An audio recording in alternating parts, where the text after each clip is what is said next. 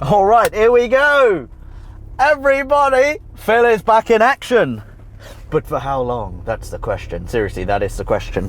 If you're new to the channel or a little behind on details, then hello and welcome back. This is Phil, my MX-5, and last year Phil's engine decided not to be an engine anymore. A few months ago, I bought a new motor, installed it with my best friend, and here we are 1 year later with an MX-5 turbo that now runs like a champ. My love affair with this little car has been challenging, so to every DIYer looking for their own project car, here are a few things you need to know before starting a relationship you'll never be able to get out of. Be prepared to not drive your project car for months, maybe even years.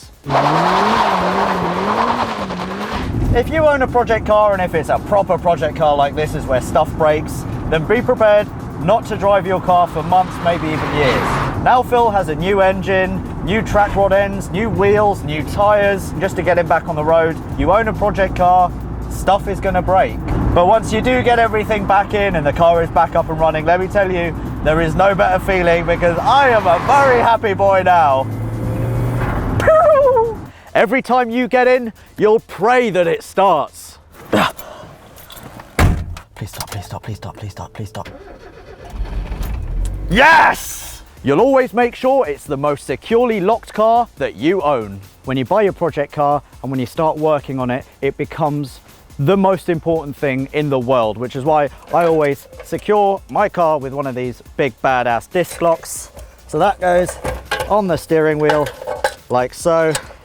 I sometimes even disconnect the battery. I'll park this on the very side and I'll use my girlfriend's car to kind of park it in. So if anyone wants to steal it, they'll have to actually drive through there, which they can't do because it is immobilized as well. So yeah, you're gonna get quite obsessive about your car. It is a complete money pit. The memes do not lie. Owning a project car is a massive money pit. I have spent a lot of money in this car just on maintenance parts and stuff that I've broken alone. There's just massive oil leak coming from somewhere here at the front of the engine. Now, one question that I often get asked a lot is how much money has been spent on Project MX-5? And while I don't have the invoice for all the parts, I would estimate probably around £7,000 or £8,000. So let's start under the bonnet first of all. Now, luckily an engine for one of these is super cheap. You can buy one for about 150 quid. You can rebuild it, do whatever you like.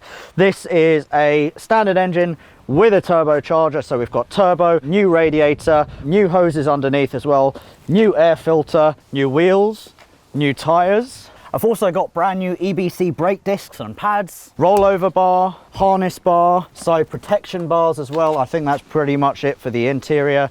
At the back, we have a limited slip differential, a Torsen, full cobalt exhaust system, stainless exhaust manifold as well, which has been heat wrapped. Oh, and the rust repair as well, which was about £2,000 worth.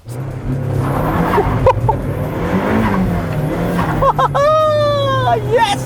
If you're anything like me, you will never sell your project car. There is no point because you have invested so much time, so much effort. Another thing that I will mention that I thought of this morning, I haven't seen another NA Mazda MX-5. I've driven this car for about 3 or 4 days. I've not seen one on the road. Where are they all going? You know that it'll never be finished. I have owned Phil for over 2 years, maybe even 3 years, I can't remember. It's been a love affair. And in that time, I have never finished this project. Stuff has broken, I found other things to do, I bought a house, I have a girlfriend. Oh God, my life is not conducive to finishing a project car, and I'm betting that your life isn't either. And in a way, that's a cool thing because you've always got that relationship. You've always got something to do. You've always got something to work on. You'll always keep buying new parts. Another reason why you will never finish your project car is because there is always something new to buy. Wheels, for example. Phil is getting a new set of rotor wheels, which I shall show you now. There you go. You want to polybush it. You want to get a new limited slip differential, new tires. You want to change the look of the car. There's literally an endless amount of jobs that you will do to your project car. And what you liked last week, you might not like next week. Now, for all of you guys who are new to this channel, make sure you subscribe because this car will undergo quite a transformation in the next few months. The plan is V6. It's hopefully the Rocketeer kit, and I'm going to show you through The whole, oh my God, it's an NA. It is a Mazda MX-5. We're gonna have to say hello. This is literally the best thing ever. Right, you're coming with me. Look at this. Oh my God. Hello. You all right? How you doing? Oh, grand, how are you? My name's Alex. Nice to meet you, Alex. Chris. I was literally saying on camera, I have not seen another NA MX-5. And as I'm filming, Chris in his red NA that looks a lot like Phil happens to be right behind me. This is very exciting. This is the awesome thing about having a project car. You see another project car, you get very excited. Has it got a name? It has got a name, yeah. Oh, Rusty. Yeah. Oh yeah, well mine's also Rusty. I got my turbo kit at home. Oh, wicked. Anyway, I'll leave you to it, man. I just got super excited. You're in a rush, Chris. I'll let you go, man. Goodbye, Chris's MX-5. Ha-ha! Your house and garden will also suffer.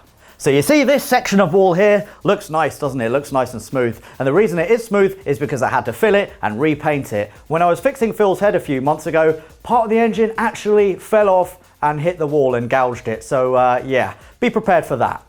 Another thing that you will have to prepare yourselves for is filling your garden with crap. As you can see behind me, I've got loads of random tires. I've got more tires, I've got wheels, Phil's old wheels here. So make sure that you have some space in your garden handy. Also, you're gonna break an engine, so a good idea to use an engine as a flower pot. Look at this, it's kind of Art Nouveau, kind of shabby chic. And finally, you're gonna need space for an engine crane.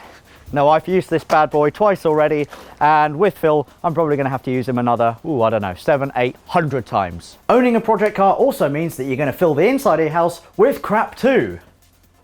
As you can see, this is pretty much mostly project car stuff. Got my tools, got my helmet, because with a project car you're going to do track days, and I've got loads of random tools in here that I can't even get to. So let's close that up and have a look at my oil cupboard. As you can see, I've got a whole area dedicated to oil. This is definitely for the MX-5, MX-5, MX-5, MX-5, and I've also got my Lucky Monkey for Phil. He looks after the oil, so if you're gonna have oil, have a Lucky Monkey too.